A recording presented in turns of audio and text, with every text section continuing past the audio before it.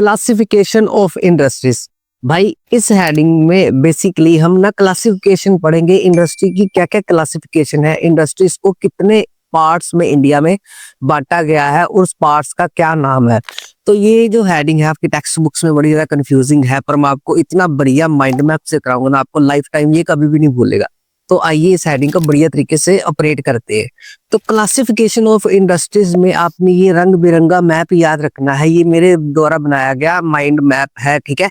तो बेसिकली जैसे आप देख रहे हो ना, आपका जो क्लासिफिकेशन है कुछ पार्ट्स में डिवाइडेशन है। अभी सिर्फ नाम डिस्कस करेंगे और इसके बाद हम एक एक करके इसकी क्लासिफिकेशन को डिटेल में डिस्कस करेंगे, जिससे एग्जाम में क्वेश्चन पूछे जाते हैं। तो पहली है on the basis of raw material, कि रॉ मटेरियल के अकॉर्डिंगली जो इंडस्ट्री की क्लासिफिकेशन है दो टाइप की है according to your text books. पहली है एग्रो बेस, दूसरी है मिनरल बेस। तो इसको हम डिस्कस करेंगे। अगली क्लासिफिकेशन आती है on the basis of capital investment, कि कैपिटल इन्वेस्टमेंट मतलब क्या होता है कि इंडस्ट्रीज के ऊपर कितना पैसा लगाना है। कैपिटल का मतलब क्या होता है, पैसा लगाना। तो इसको कैटेगराइज किया गया है फर्दर टू पार्ट्स में।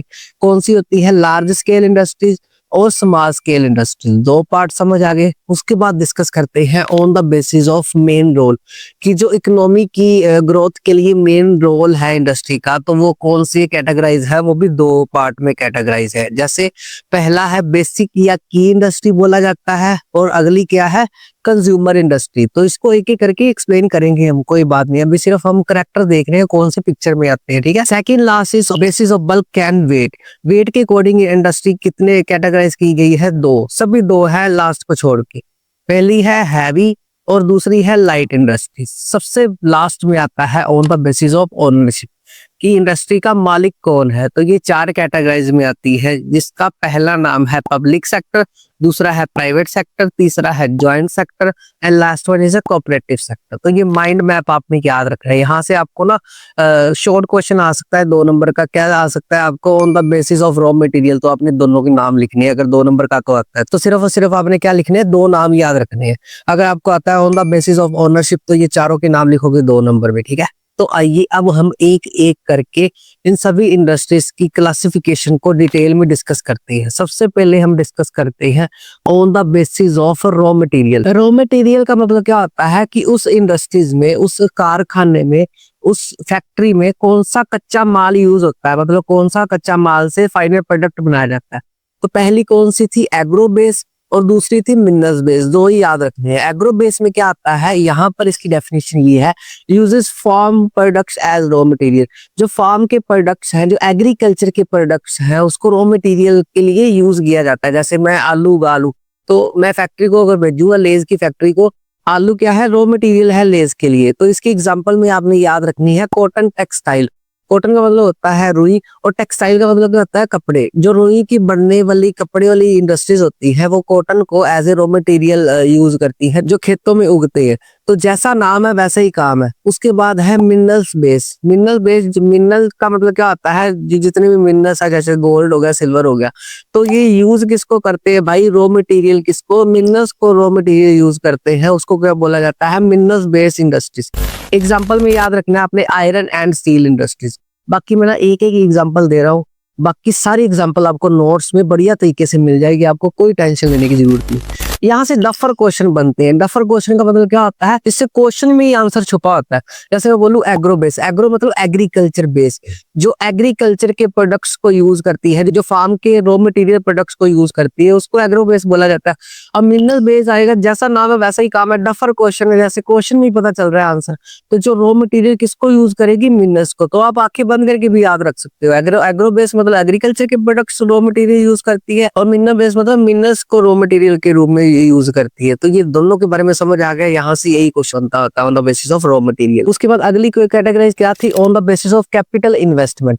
कैपिटल का मतलब क्या होता है भाई, पैसा। इन्वेस्टमेंट का मतलब क्या होता है, जब हम किसी भी चीज में, कोई भी इंडस्ट्री में इन्वेस्ट करते हैं। जैसे मैंने बिजनेस शुरू करना है, तो मेरी इन्वेस्टमेंट कितनी होगी, 10 लाख का बिजनेस शुरू किया, तो मेरी कैपिटल इन्वेस्टमेंट कितनी होगी, 10 लाख। अगर 11 लाख का शुरू किया तो 11 लाख मेरी कैपिटल इन्वेस्टमेंट है, मतलब जितने पैसे मैं लगाऊंगा।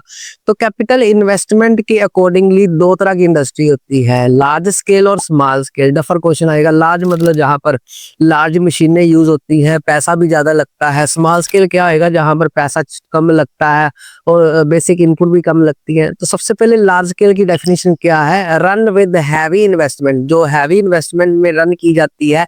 ब्रैकेट में लिखा है मोर देन 10 करोड़, ज्यादा होने चाहिए 10 करोड़ से, ठीक है। यहाँ पर लास्ट में क्या लिखा है, बिग मशीन्स यूज होती है। तो ये डफर क्वेश्चन होगा, लार्ज में क्या आएगा, सब कुछ लार्ज ही होगा, 10 करोड़ से ज्यादा पैसा होना चाहिए, हैवी मशीन्स होनी चाहिए, ठीक है। अगला पॉइंट है, यहाँ पर लिखा है वुमेन वर्क, यहाँ पर क्रॉस लगाया हुआ है। तो बेसिकली ज्यादातर जो वुमेन्स हैं वो लार्ज स्केल इंडस्ट्री में काम नहीं करती, क्योंकि हैवी काम होता है ना। इसकी एग्जांपल क्या है, जैसे ऑटोमोबाइल इंडस्ट्री होगी, कारें वगैरह बनती हैं, लोहे की बड़ी बड़ी इंडस्ट्रीज होगी, वहां पर वुमेन कम काम करती है, ठीक है। यहाँ पर आप लिख सकते हो वुमेन जो होती है वो लार्ज स्केल इंडस्ट्री में कम काम करती है। अब बात करते हैं small scale industry. Small scale industry में सारा उल्टा लिखना है। यहाँ पर लिखा है ना, रन विद लो इन्वेस्टमेंट, मतलब लो इन्वेस्टमेंट होनी चाहिए। डफर क्वेश्चन हो गया, जो स्मॉल है उसके लिए कम ही होगा भाई पैसा, ठीक है। और इसके लिए क्या है, अप टू 10 करोड़, मतलब 10 करोड़ से ज्यादा तो होगी तो वो तो बन जाएगी लार्ज स्केल। यहाँ पर क्या है, 10 करोड़ के आसपास इन्वेस्टमेंट होगी तो वो स्मॉल स्केल में आएगी। यहाँ पर स्मॉल यूनिट्स यूज होते हैं, मतलब छोटी छोटी मशीनें जो है स्मॉल कैटेगरी में आती हैं, छोटी मशीनें यूज होती हैं कोई भी प्रोडक्ट बनाने के लिए। वुमेन वर्क यहाँ पर टिक लिखा है, तो वुमेन वर्क यहाँ पर करती है, वुमेन काम करती है। कौन सी इंडस्ट्री आ जाएगी यहाँ पर, बेकरी। तो बेकरी बनाने वाली छोटी मोटी इंडस्ट्रीज होती है जो क्या करती हैं, वहां पर वुमेन भी काम करती हैं। और ये सारा क्राइटेरिया याद रखना है, मतलब जैसा नाम है वैसा ही उसकी डेफिनेशन है, मतलब डफर क्वेश्चन बन गया वो, ठीक है। उसके बाद थर्ड कौन सा था, बेसिस ऑफ मेन रोल। हमारा मेन रोल क्या है, पैसे कमाना। तो वैसे ही इंडस्ट्रीज मेन रोल क्या है, दो इंडस्ट्री आती है, बेसिक और की और कंज्यूमर इंडस्ट्री। बेसिक का मतलब क्या होता है कि आपको अगर मैथमेटिक्स रखा है तो आपको बेस आना चाहिए, मतलब फॉर्मूले वगैरह सारा कुछ आना चाहिए। तो ये बेस है, बेस मजबूत होएगा तो आपके कंसेप्ट क्लियर होंगे। तो बेसिक इंडस्ट्री की डेफिनेशन क्या है, provide essential material to other industry. ऐसी इंडस्ट्री जरूरी मटेरियल है दूसरी इंडस्ट्रीज को प्रोवाइड करवाती है। जैसे यहाँ पर लिखा है एग्जांपल में स्टील इंडस्ट्री। तो स्टील हर एक कारखाने में यूज होता है। जो बेसिक और एसेंशियल जरूरी प्रोडक्ट हर एक फैक्ट्री तक पहुंचाती है, हर एक इंडस्ट्री तक पहुंचाती है, उसको बेसिक और की बोला जाता है। दूसरी है कंज्यूमर इंडस्ट्री। कंज्यूमर का मतलब क्या होता है, हम लोग जैसे कोई ग्राहक वगैरह हो गया, जो चीजों को कंज्यूम करते हैं, जो चीजों को यूज करके अपनी डेली नीड्स को पूरा करते हैं। कंज्यूमर इंडस्ट्री क्या बनाती है, produce goods for direct use. जो डायरेक्ट यूज के लिए हम लोगों के लिए, जैसे आप इसकी एग्जांपल देख सकते हो सोप इंडस्ट्री। जैसे सोप हम लोगों को नहाने के लिए भी चाहिए, ठीक है, फेस वॉश करने के लिए अब अलग सोप आते हैं, तो सोप इंडस्ट्री हो गए। बाकी सारी एग्जांपल आपको नोट्स में मिल जाएगी। मतलब कंज्यूमर इंडस्ट्री क्या आएगी, कंज्यूमर के लिए चीजें बनाएगी। और बेसिक कौन सी होगी, जो दूसरी इंडस्ट्री को रॉ मटेरियल या कोई भी मटेरियल प्रोवाइड करवाती है। सेकंड लास्ट कौन सी है, on the basis bulk and weight. मतलब वेट के हिसाब से इंडस्ट्री क्या है, वो एक तो होगी हैवी और एक होगी लाइट। उठाने में हैवी लाइट नहीं बोल रहा, मतलब वहां पर जो मटेरियल पड़ा होगा वो लाइट होएगा या हैवी होएगा। ये भी सेम डफर क्वेश्चन में आएगा, ये सारा का सारा डफर क्वेश्चन में आएगा कंसेप्ट। तो पहले हम डिस्कस करते हैं हैवी। हैवी में क्या आएगा भाई, मेक्स बल्क और हैवी प्रोडक्ट। जो बल्क में बहुत ज्यादा मात्रा में हैवी प्रोडक्ट बनाती है। जैसे एग्जांपल क्या है, शिप बिल्डिंग। जो शिप वगैरह बनती हैं, यहाँ पर शिप वगैरह बनती है, बड़ी बड़ी नाव बनती हैं, और भी बहुत सारी एग्जांपल नोट्स में दे दूंगा। तो जो भारी सामान बनाती है वो हैवी में आएंगी, ठीक है। उसके बाद लाइट, इसका उल्टा लिखना। लाइट में क्या आएगा भाई, make light and small goods. छोटी छोटी गुड्स बनाती है, जैसे इलेक्ट्रॉनिक्स आइटम्स होगी। तो ये छोटी छोटी इंडस्ट्रीज होती हैं, इलेक्ट्रॉनिक्स का सामान बनाती है, वो किसमें आएंगी, लाइट इंडस्ट्री में। आई होप यहाँ तक कंसेप्ट अच्छी तरह आपको समझ आ गया माइंड मैप के थ्रू, ठीक है। लास्ट में बात करते हैं on the basis of ownership. मतलब उस कंपनी का, उस इंडस्ट्री का मालिक कौन है। चार पार्ट कौन से थे, पब्लिक, प्राइवेट, ज्वाइंट और कोऑपरेटिव। जब भी पब्लिक आए तो उसका मतलब होता है सरकारी। तो इसकी डेफिनेशन क्या बनेगी, owned and operate by government. जो गवर्नमेंट चलाती है इंडस्ट्री को क्या होगी, पब्लिक इंडस्ट्री होगी, पब्लिक वेलफेयर के लिए होती है। एग्जांपल के लिए जैसे रेलवेज की जो जितने प्रोडक्ट बनते हैं, रेलवेज है, वो इस किस में आएगी, पब्लिक इंडस्ट्री में आएगी। उसका उल्टा प्राइवेट क्या आएगी, जैसे मुकेश अंबानी की जितनी भी इंडस्ट्री है वो प्राइवेट में आ जाएगी। डेफिनेशन क्या है, ओन्ड बाय इंडिविजुअल और कंपनी। जो कंपनीज द्वारा या इंडिविजुअल एक बंदे की भी हो सकती है जिसका मालिक होता है। तो इसकी एग्जाम्पल क्या रहेगी, रिलायंस इंडस्ट्री। रिलायंस इंडस्ट्रीज क्या है, इसकी बेस्ट एग्जांपल है, जैसे मुकेश अंबानी की बहुत सारी इंडस्ट्रीज है, मतलब एक सरकारी और एक प्राइवेट हो गया, ठीक है। उसके बाद आता है बात ज्वाइंट सेक्टर। ज्वाइंट और कोऑपरेटिव को थोड़ा ध्यान से समझना, जमीन आसमान का फर्क है। ज्वाइंट सेक्टर क्या है, हमने सरकारी भी इंडस्ट्री कर ली और प्राइवेट भी कर ली, जो क्या है दोनों मिलके चलाती है, सरकार भी और कोई इंडिविजुअल भी। तो डेफिनेशन क्या बनेगी, owned by government and private partner. जो गवर्नमेंट और प्राइवेट पार्टनर चलाते हैं उसको क्या बोला जाता है, ज्वाइंट सेक्टर इंडस्ट्री। एग्जांपल क्या है, मारुति सुजुकी। मारुति सुजुकी है वो क्या है, ज्वाइंट सेक्टर में आती है। सही समझ आ गई। कोऑपरेटिव की बात करते हैं, कोऑपरेट करना का मतलब क्या आता है, सभी सहयोग मिलके चलते हैं, तो उसकी वैसी डेफिनेशन है। कोऑपरेटिव क्या है, owned and run by A group of member. जितने भी मेंबर है वो आपस में कंपनी चलाते हैं, मतलब जितना भी शेयर आपस में बांट लेते हैं वर्कर्स। ज्वाइंट में क्या था, सरकार और प्राइवेट थी। यहाँ पर सरकार की बात नहीं है, यहाँ पर जितने भी मेंबर है वो सारे के सारे प्रॉफिट और लॉस शेयर करते हैं आपस में।